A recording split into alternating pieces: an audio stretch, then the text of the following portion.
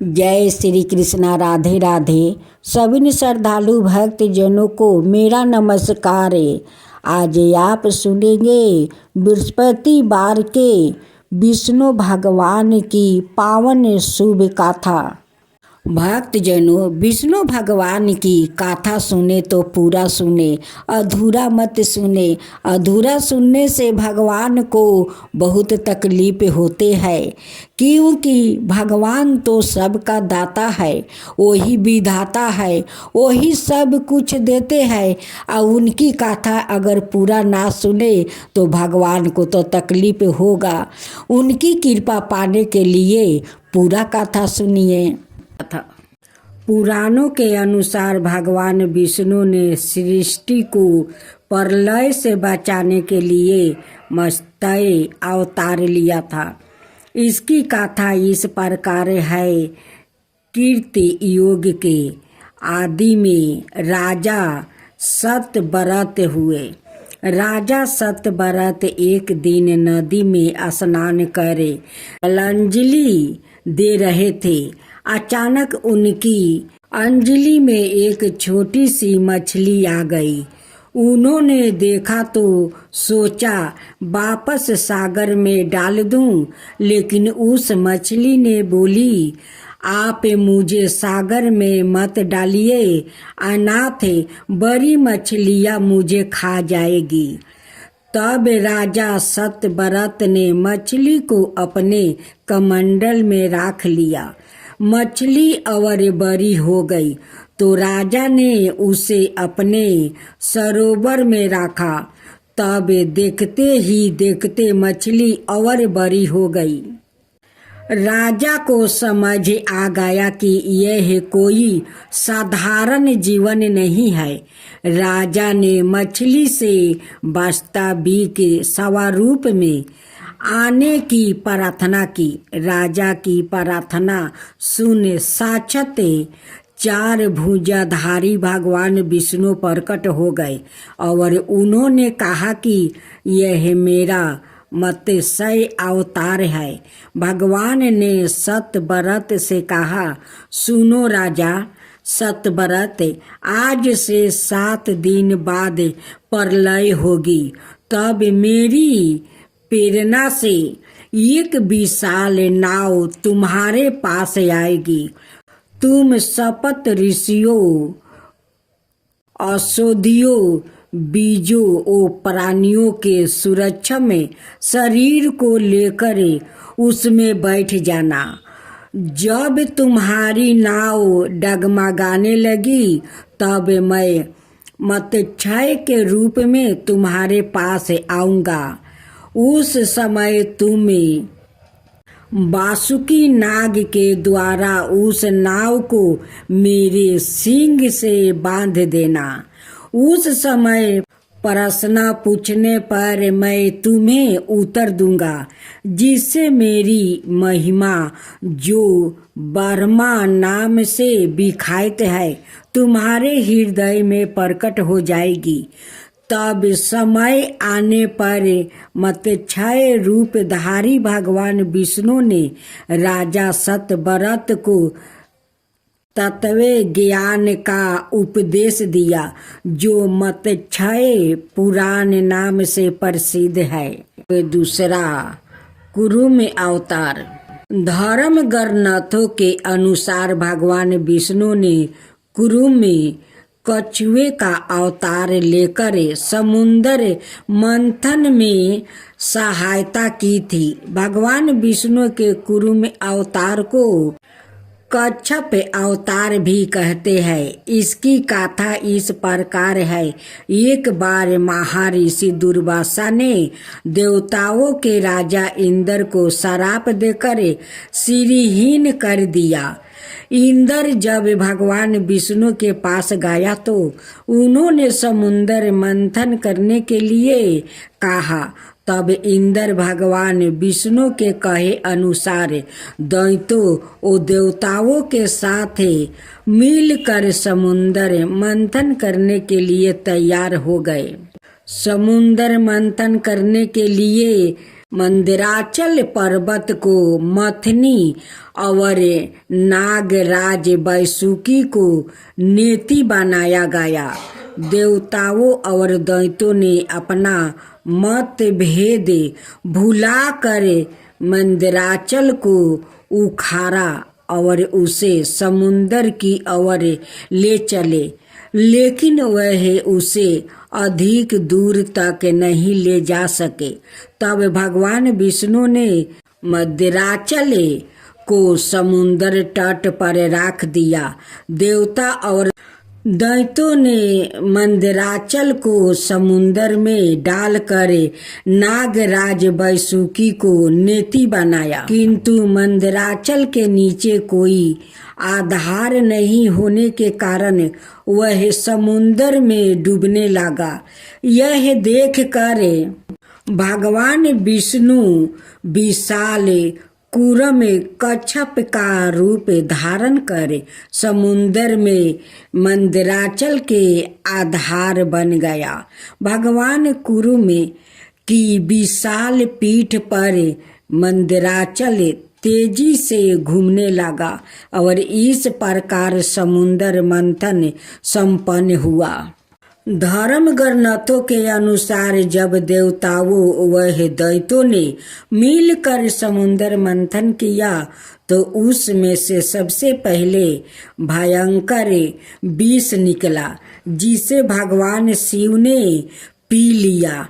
इसके बाद समुद्र मंथन से ऊंचेस्वा घोड़ा, देवी लक्ष्मी, ऐरावत हाथी, कल्प वृक्ष, अप्सराएं और भी बहुत से रत्न निकले। सबसे अंत में भगवान धन्वंतरी अमृत कलश लेकर प्रकट हुआ। यही धन्वंतरी भगवान विष्णु के अवतार माने गए हैं। इन्हें औषधियों का स्वामी भी माना गया है। विष्णु भगवान की तीसरा अवतार है।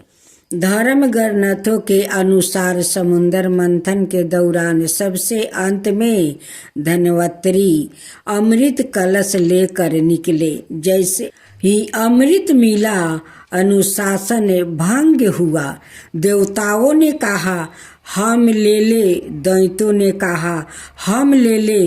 इसी घींचातानी में इंद्र का पुत्र जयंत अमृत कुंभ लेकर भाग गया।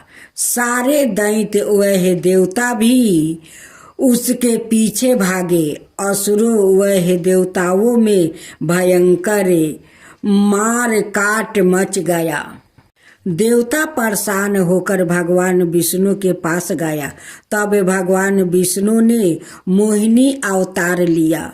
भगवान ने मोहिनी रूप में सबको मोहित कर दिया कि मोहिनी ने देवता वह असुर के बात सुनी और कहा कि यह अमृत कलश मुझे दे दीजिए तो मैं बरी बरी से देवता और असुरों को अमृत का पान करा दूंगी।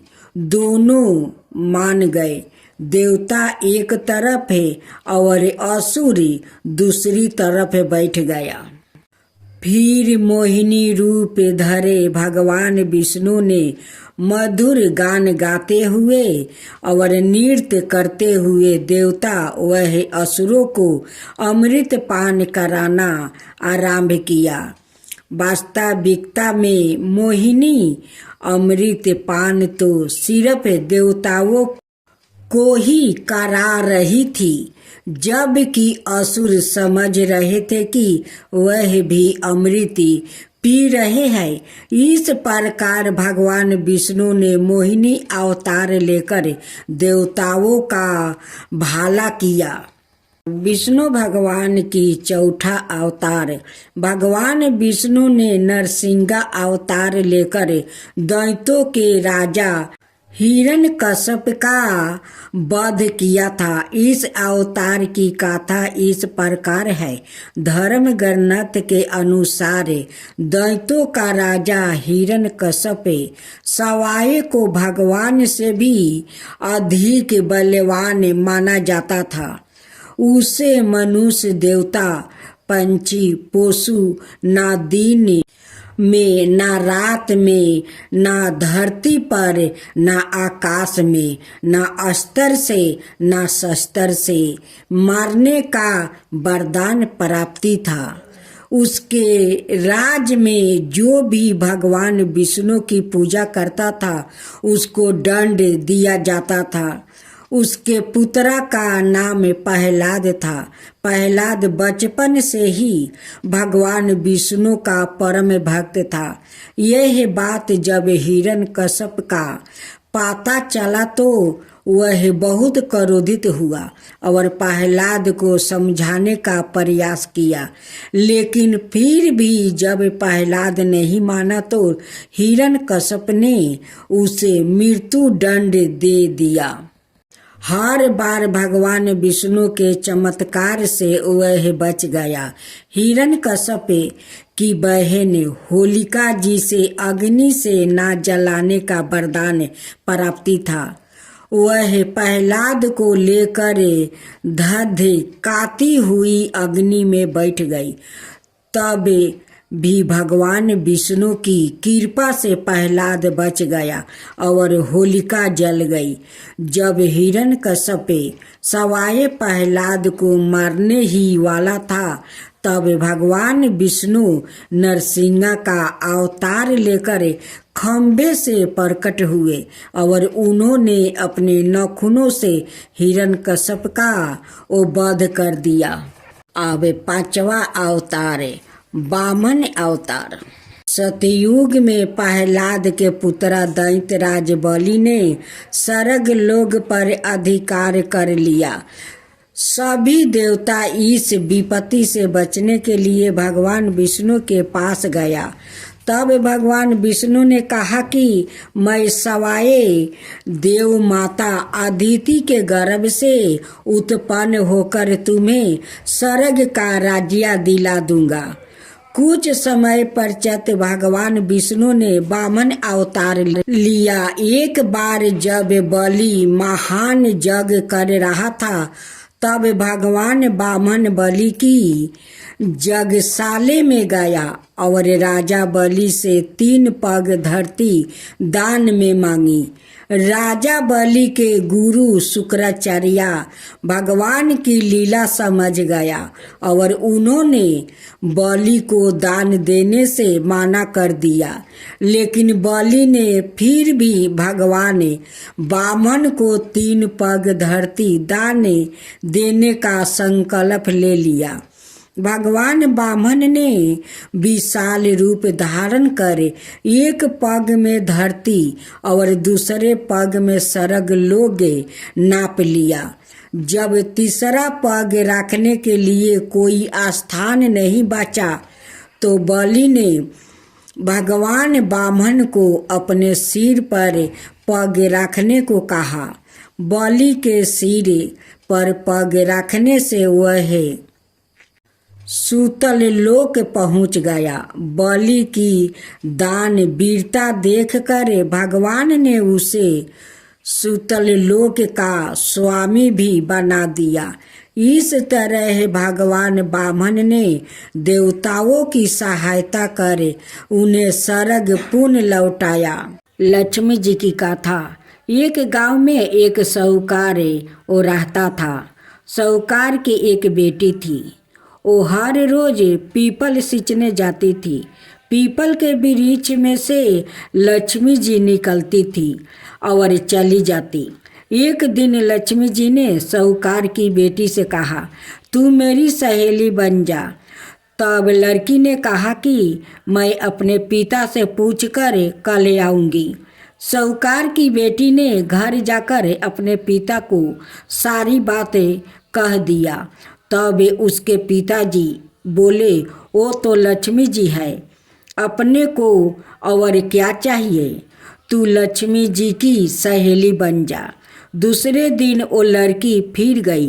तब लक्ष्मी जी पीपल के पेड़ से निकल कर आई और कही सहेली बन जा।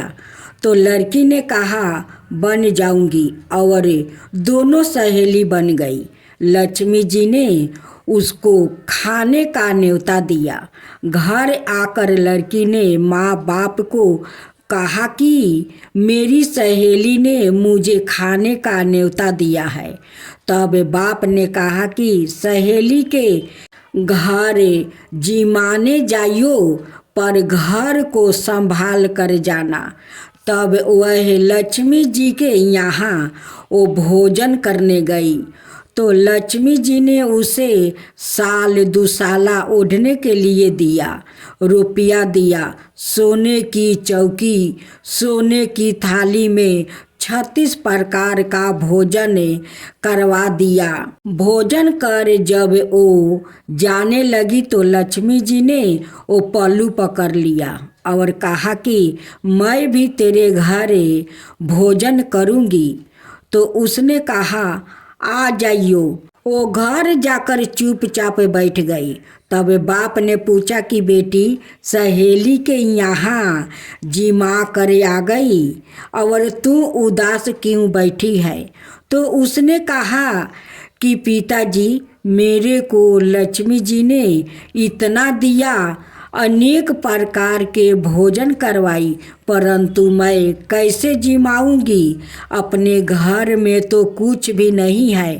तब उसके पिता ने कहा कि गोबर मिट्टी से चौका लगाकर घर की सफाई कर ले। 4 मुख वाली दीप जलाकर लक्ष्मी जी का नाम लेकर रसोई में बैठ जाना। लड़की सफाई करके लड्डू लेकर बैठ गई। उसी समय एक रानी नहा रही थी। उसका 9 लाखा हार चीले उठा कर ले गया और उसके घर वह 9 लाखा हार डाल गई और उसका लड्डू ले गई। बाद में वह हार को तोड़कर बाजार में गई बेचने और सामान लेने लगी। तो सोनार ने पूछा कि क्या चाहिए? तब उसने कहा कि सोने की चौकी, सोने का थाल, साल दुसाला दे दो, मोहर दे दो और समगरी दे दो। 36 प्रकार का भोजन हो जाए, इतना सामान दे दो। सारी चीज़ें लेकर बहुत तैयारी करी और रसोई बनाई। तब गणेश जी से कहा कि लक्ष्मी जी को बुलाओ। आगे आगे गणेश जी और पीछे पीछे लक्ष्मी जी आई। उसने फिर चौकी डाल दी और कहा सहेली चौकी पर बैठ जाओ। जब लक्ष्मी ने कहा सहेली चौकी पर तो राजा रानी के भी नहीं बैठती, किसी के भी नहीं बैठती, तो उसने कहा कि मेरे यहाँ तो बैठना पड़ेगा। फिर लक्ष्मी जी चौकी पर बैठ गई। तब उसने बहुत खातिर की। जैसे लक्ष्मी ने करी थी वैसा ही उसने करी। लक्ष्मी जी उस पर खुश हो गई। घर में खूब रुपया और लक्ष्मी हो गई। साहूकार की बेटी ने कहा मैं अभी आ रही हूँ, तुम यही बैठी रहना, और वह चली गई। लक्ष्मी जी गई नहीं और चौकी पर बैठी रही। उसको बहुत दौलत दी। हे लक्ष्मी जी, जैसे तुमने साहूकार की बेटी को दिया वैसा ही सबको देना। कहते सुनते हुंकार भरते अपने सारे परिवार को दियो। पीहर में देना, ससुराल में देना, बेटे पोतों को देना। लक्ष्मी माता सबका कष्ट दूर करना, दलिद्रता दूर करना, सबकी मनोकामना पूर्ण करना। तुलसी विवाह से जोड़ी पौराणिक कथा। माता तुलसी का असली नाम बिंदा था। उनका जन्म राक्षस कुल में हुआ था। लेकिन वह श्री हरि विष्णु की परम भक्त थी। बिंदा जब बड़ी हुई तो उनका विवाह जलंधर नाम के असुर से करवा दिया गया। बिंदा भगवान विष्णु की परम भक्त तो थी ही, साथ ही वह पतिव्रता स्त्री भी थी।